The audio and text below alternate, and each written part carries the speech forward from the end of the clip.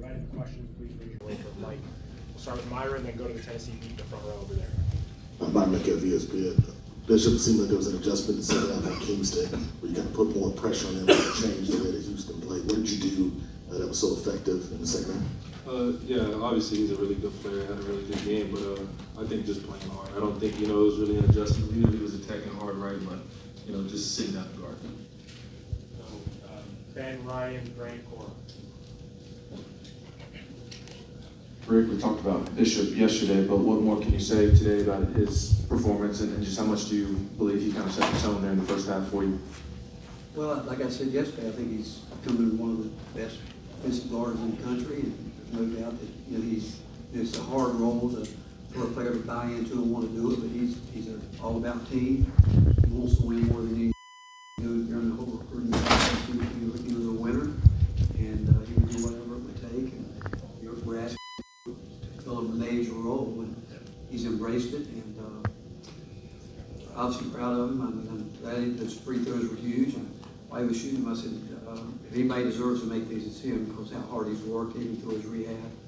And but he's starting, and he's got so much more growth for it.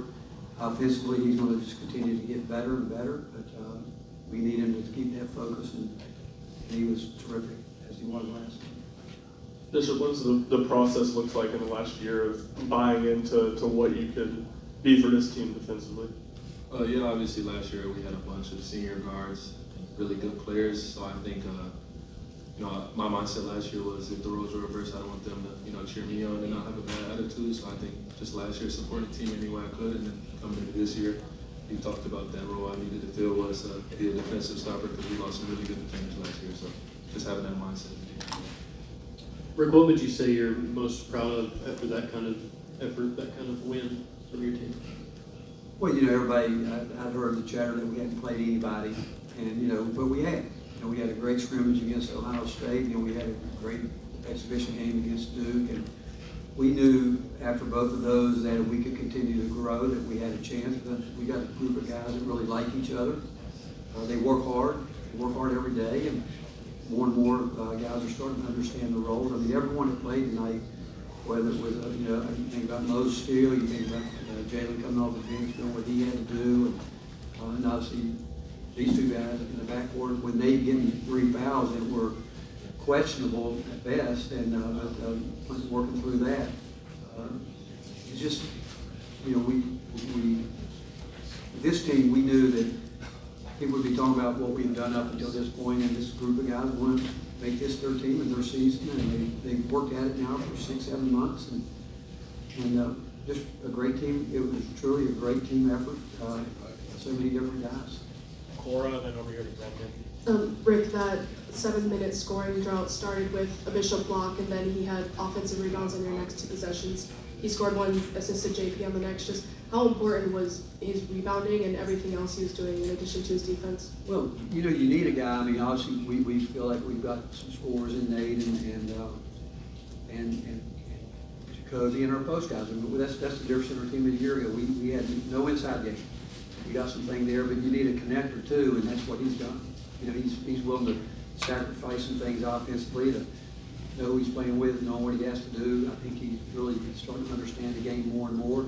You have to have a guy that plays that role, and in some ways it might be the most important role in the team. I know one thing, it's definitely the hardest in terms of just having to go out and grind it out, and not only is he doing that, he's trying to get down the court, know what he needs to do offensively, but tonight I thought he impacted the game in more ways than just his defense. Rick, right here. The game kind of flipped on like a 7-minute stretch midway through the second half. You guys went on a 10-0 run, held them without a basket for 7 minutes straight. What did you specifically like from your defense and how they walled up during that period? Well, I thought the biggest thing throughout the game, we started the game and we missed some shots that that we think like you need to make, but at no point in time did these guys stop believing. I mean, they were a 40-minute game, and I think as the game goes on, guys start filling each other out. I think that's these guys definitely do that. We talk about how we like to pressure as much as we can, but I thought these guys figured it out themselves, and they were very talkative, very active in the timeouts, and got some good play with our post guys and a little bit better with our ball screen coverage. Still got to get better. But just being with them and hearing them all coach each other and hearing them talk about adjustments that need to be made is a step in the right direction. Lindsay Shelby, athletic, for Jacoby and Bishop. The last few years, there's been a lot of talk around the NCAA about how athletes are being harassed on campus, on social media, because of gambling.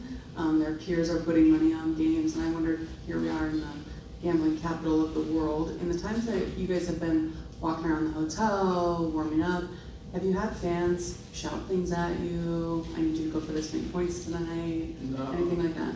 No, we haven't. I mean, I haven't myself. I know we don't look at that really. Like if they're texting us or something, we won't pay attention to that. I know one of our teammates shot a three at the end of the game the other day. Like he had people DM him saying like you're being investigated, stuff like that, thinking all that, but nothing serious. Matt. In the back here, Matt Malone, CBS Sports. This is for both of you guys. Just big picture stuff. You guys are 2-0, and now you can sit and wait and see on how the other results play out to determine what your opponent will be tomorrow. How aware were you of just the point differential factor? Is it in bracket play? And as the game, I mean, it was an intense and competitive game, so I don't know if you're going in, I know you want to win, but were you aware of the fact that okay, if we want to win, but we want to push the championship, like we might have to beat Houston by 5 points or 10 points or whatever? How much of that was even a factor in your prep or just awareness, consciousness as the game played out? He was trying to win. Yeah. We were definitely aware, but we just wanted to get the win. And to build the team to worry about, points, and we're just trying to play as hard as we can and get a win. All right, we got to get Houston in, so we're going to walk back. Tennessee local media can join us to finish with more questions and then additional plays in the hallway.